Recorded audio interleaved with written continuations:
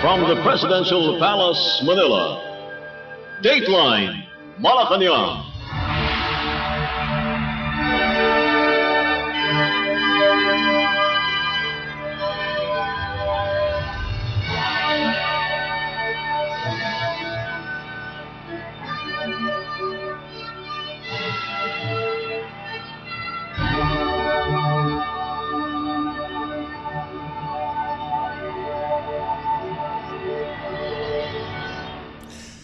Good day. This is Dateline Malacanang. Philippine President Ferdinand R. Marcos Jr. is set to witness the launch of the Implementing Rules and Regulations, or IRR, of the Expanded Tertiary Education Equivalency and Accreditation Program, or ETE-EAP Act, on Tuesday morning at the President's Hall in Malacanang Palace in the city of Manila. The ETE-EAP, institutionalized through Republic Act or RA number 12124 in 2023, offers a formal pathway for Filipinos to gain academic degrees based on competencies gained through work experience, non-formal training, and informal education. The program allows qualified individuals to receive academic credits and complete degrees without undergoing traditional classroom instruction. Let us listen to the speech of Philippine President Ferdinand R. Marcos Jr. during the event. Mula sa Presidential Communications Office at Radyo Pilipinas, ito ang Presidential Live Event. Presidential Live Event. Chairperson Shirley Agrupis, the officials and employees of the Commission on Higher Education, the distinguished guests, ladies and gentlemen, magandang umaga sa inyo lahat. As I was reading the brief on this particular it started as an executive order and then became a law. The word that came into mind immediately, which is also what my comment was to everyone as I walked in. Finally, we have institutionalized what we have been dreaming to be able to do for many, many years. Because after all, we all understand learning is not confined to the classroom. Often the most important lessons are learned in the workplace, on shop floors, helping run a family business. Each experience in life carries a lesson, which we consider the toughest and most honest teacher. With the signing of the IRR of the Expanded Tertiary Education Equivalency and Accreditation Program, or ETIAP Act, we reaffirm a crucial principle. Experience is just as valuable as a formal education. That we trust the Filipinos' ability to succeed regardless of where and how they acquire their skills. Marami tayong mga kababayan na hindi nakapagtapos ng kolehiyo dahil kinailangan nilang magtrabaho para sa pamilya, para magpaaral ng kanilang mga kapatid, para tumayong padre o madre de pamilya. Ngunit hindi nawala ang kanilang talino, ang kanilang diskarte, determinasyon. Kaya naman, sa ilalim ng ETIAP Act, maaari po nilang gamitin ang kanilang mga karanasan upang makamit ang kanilang diploma.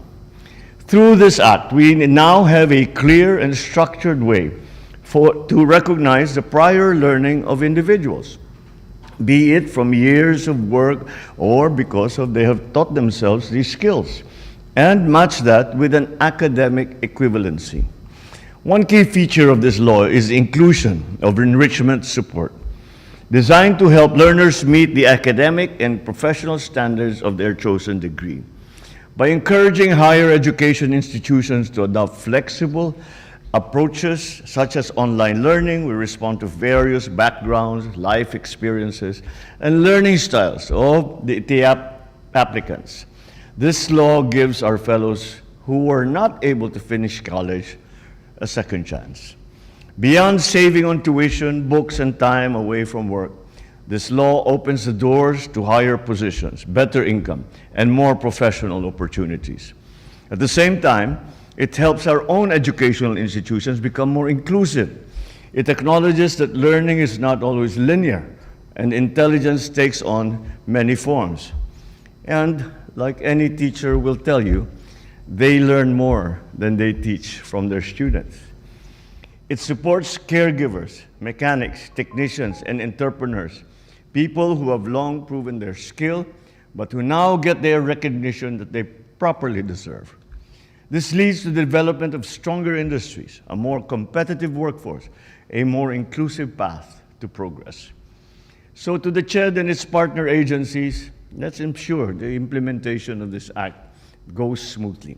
Monitor our deputized HAIs and see to it that this law benefits those it was created for. And to every Filipino, life, as they say, is a lifelong learning. Huwag kayong humintong mangarap. Ang tunay na sukatan ng dunong ay ang kakayahan ninyong harapin ang mga pagsubok upang matupad ang inyong mga pangarap. Naniniwala po akong patunay kayo na walang limitasyon ang kayang abutin ng bawat Pilipino. Kaisa ninyo ang pamahalaan sa hangarin na mas mapabuti ang inyong buhay. Together, let us shape a bagong Pilipinas where every Filipino has a chance to be recognized, to grow, and to succeed. Maraming salamat at mabuhay tayong lahat. Thank you, Mr. President. Now, may we request the President to kindly grant us. You just heard Philippine President Ferdinand R. Marcos Jr. at the launch of the Implementing Rules and Regulations of the Expanded Tertiary Education Equivalency and Accreditation Program Act in Malacanang Palace. Dateline Malacanang.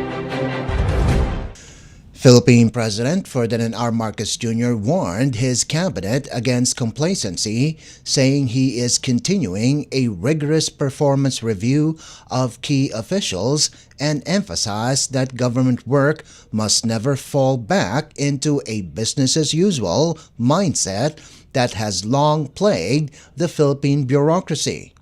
In the latest episode of his PBBM podcast released Monday, the president said he doesn't like business as usual because that's been the root of so many of problems. The chief executive stressed that under his administration, both large-scale and day-to-day government operations will be under close scrutiny to ensure targets are met, especially in areas directly affecting the public. President Marcos cited practical examples: malfunctioning escalators, broken stairs, uncollected garbage, and long queues in public services. The Philippine president said accountability in the government must be firm and swift, just like in the military. Ko talaga yung business as usual. Kasi ang dami natin problema. Naging problema yan kasi business as usual tayo ng katagal-tagal. Ilang dekada tayong business as usual. Anong nangyari sa atin? Ngayon, mula ngayon, talagang we will be very, very, very conscientious of hitting our targets on time. And that's the important thing. And that applies not only to the very big legacy projects, yung malalaking transportation project, yung malalaking agricultural project, yung malalaking project. Hindi lang yun. Kung hindi, yung mga maliliit na bagay na dapat pagka naglalakad ka, may nakita kang, ba't walang basurahan dito? Dapat lagyan ng basurahan. Bakit yung hagdan hindi maayos, madulas, baka may masaktan? Bakit yung escalator natin hindi gumagana? Paano aakitin ng mga matatanda yan? Ayusin mo yung mga bagay na gano'n. Bakit nag-aantay sila ng gano'ng katagal? Kagaya ito sa San Juanico. Nakita namin, nag-aantay sila 3 araw doon sa bago makatawid. So those are the things that we still have to pay attention to. And that's every day. Every day yun. Hindi mo pwede sabihin, naayos ko na, tapos iiwanan mo. Kailangan balik-balikan mo. That's why you're on probation. Yes. Because it's an ongoing assessment. In the military, kapag sinasabi, ito yung gagawin mo. Pag hindi mo, anong nangyari? Hindi ko nagawa kasi ganyan. Out. You're relieved. Next. And that's what we should do. We have to be very, very strict. Look, kahit kaibigan kita, mahal kita at lahat, pero hindi mo nagagawa yung trabaho . hindi naman ito tungkol sa pagkakaibigan o pagmamahal natin sa isa't isa kung hindi para sa serbisyo para sa tao. You just heard Philippine President Ferdinand R. Marcos Jr. Dateline Malacanang. Philippine President Ferdinand R. Marcos Jr. on Monday assured public school teachers that the entire government is mobilized to support the safe and smooth opening of classes for the school year 2025 to 2026, with various agencies addressing key education-related concerns. Speaking via teleconference to teachers from across the country after inspecting the Epifanio de los Santos Elementary School in Malate, Manila, the President emphasized the government's whole-of-nation approach to improving learning conditions. President Marcos also highlighted the hiring of new personnel to support teachers in focusing solely on teaching students by eliminating their administrative work. The chief executive encouraged teachers to report gaps or issues directly to the Department of Education or DepEd or their local superintendents, promising immediate action. President Marcos Jr. also thanked educators for ensuring an orderly start to the academic year. At ipapaalala ko sa inyo na ang buong pamahalaan, lalo na pasa sa edukasyon, lahat ng ating mga departamento hanggang DOH, DSWD, DTI, DOTR, yung DTI para tiyakin na magandang presyo ng mga gamit at bawasan ng gastos ng mga estudyante at saka ng mga magulang, DTI yan at saka DOTR. DOH, tiyakin na meron tayong mga clinic, meron tayong mga medical health facilities. Pati DSWD, lalong-lalo na, kailangan natin bantayan yung mga cyberbullying at yung mga mental health ng ating mga kabataan. PNP for the school, sir. Yung PNP para talaga nakabantay. At ang DICT, para tiyakin na magkaroon tayo ng connectivity at bukod pa doon, tinitiyak natin na meron tayong CCTV, lalong-lalo na sa paligid ng eskwelahan para naman ang ating mga kabataan ay nababantayan ng mabuti. Kaya't lahat talaga ng departamento hanggang sa Office of the President ay nakabantay ngayon sa inyo dahil ito na ang pinaka-importante namin ginagawa. Kaya't patuloy ninyo, magpapasalamat ako sa lahat ng mga teacher. Meron tayong nadagdagan tayo. Ang lahat-lahat, kukuha tayo ng bagong guro ng 20,000. Kasi as it is, nakapagkuha na tayo, meron na tayong bagong 16,000 na mga guro para mabawasan ang administrative duties ng bawat teacher. Yeah, all right. So, tapos dadagdagan natin yung administrative officer. Kaya lahat ng mga teacher, naging teacher kayo para magturo, makakapagturo kayo ng mabuti. Kung ano pa ang inyong nakikita na pwedeng pagandahin pa, sabihan nyo kami. Sabihan ninyo ang DepEd na representative ninyo, kahit sa LGU hanggang sa region, para malaman namin mga superintendent ninyo, ay ibigay ninyo kung ano man ang sa inyong palagay ay maaari namin pang gawin para maging mas magandang takbo. You just heard Philippine President Ferdinand R. Marcos Jr. Dateline Malacanang. Also on Monday, Philippine President Ferdinand R. Marcos Jr. announced that the government will roll out an expanded school feeding program in July aimed at improving nutrition and learning outcomes for Filipino children. After visiting Epifanio de los Santos Elementary School in Manila for the opening classes for school year 2025 to 2026, the President told reporters that the feeding program, which will start next month, has been expanded.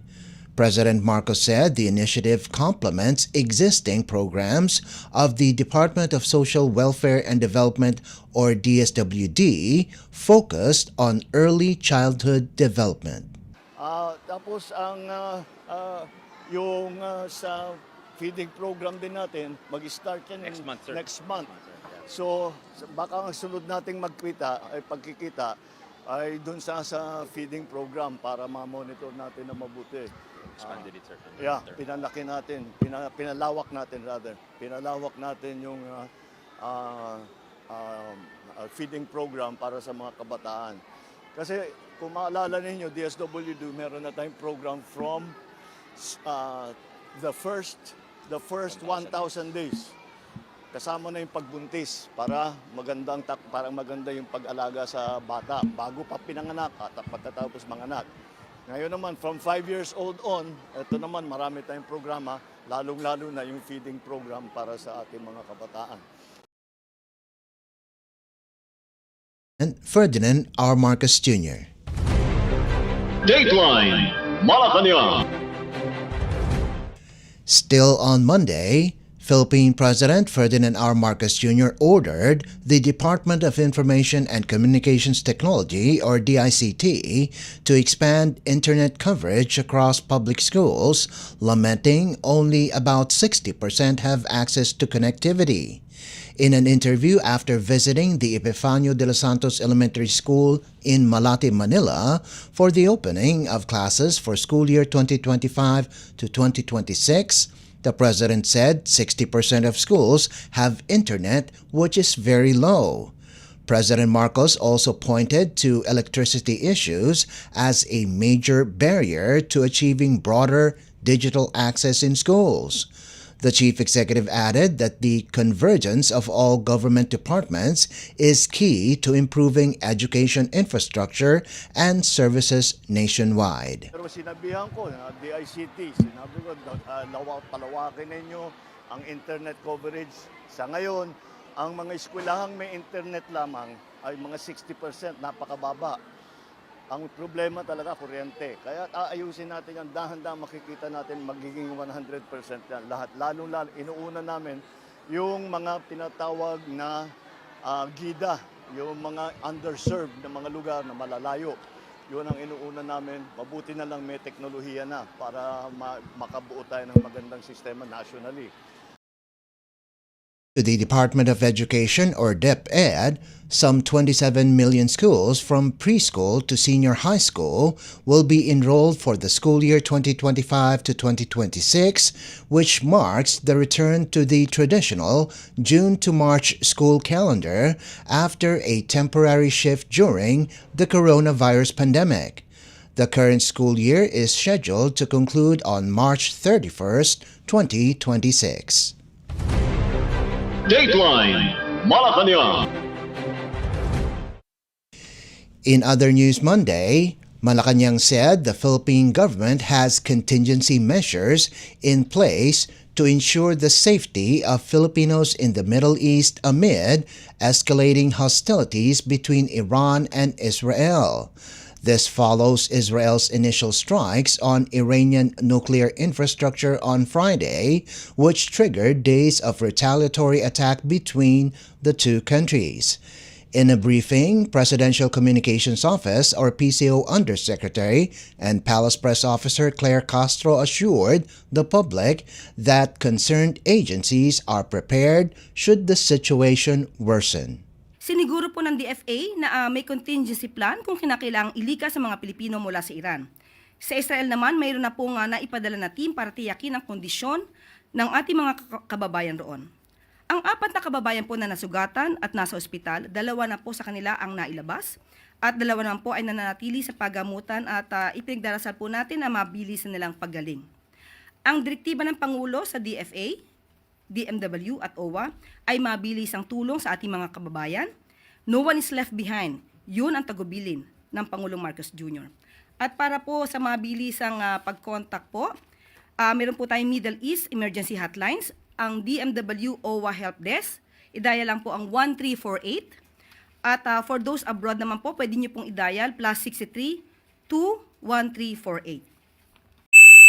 She added that the 4 Filipinos injured in the recent attacks, 2 have already been discharged from the hospital while the other 2 remain under medical care.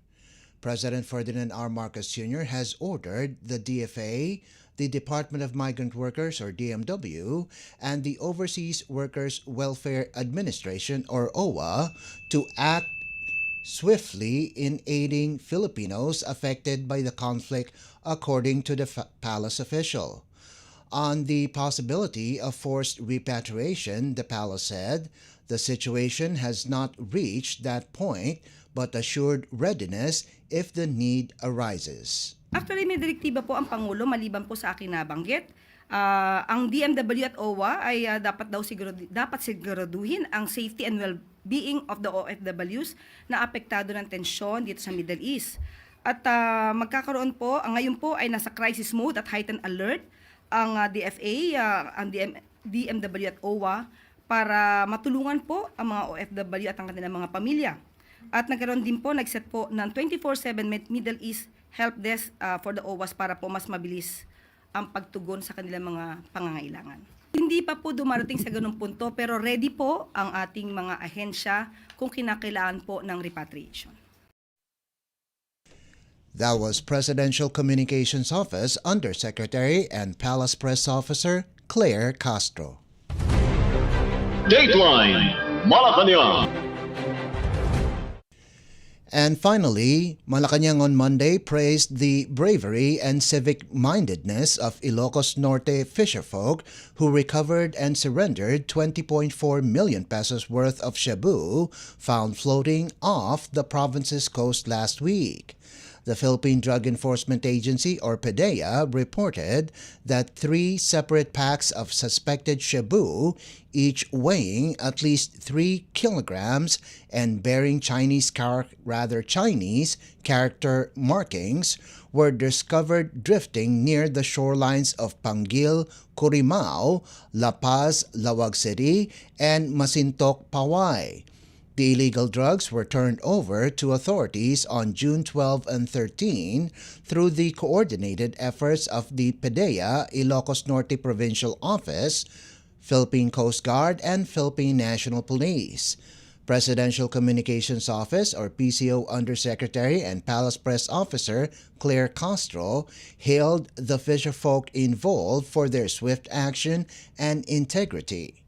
The discovery came on the heels of massive hauls in Zambales, Bataan, Ilocos Sur, and Pangasinan provinces on June 10th, where 66 sacks containing 1,297.9 kilograms of shabu valued at 8.8 billion pesos were similarly found by coastal communities.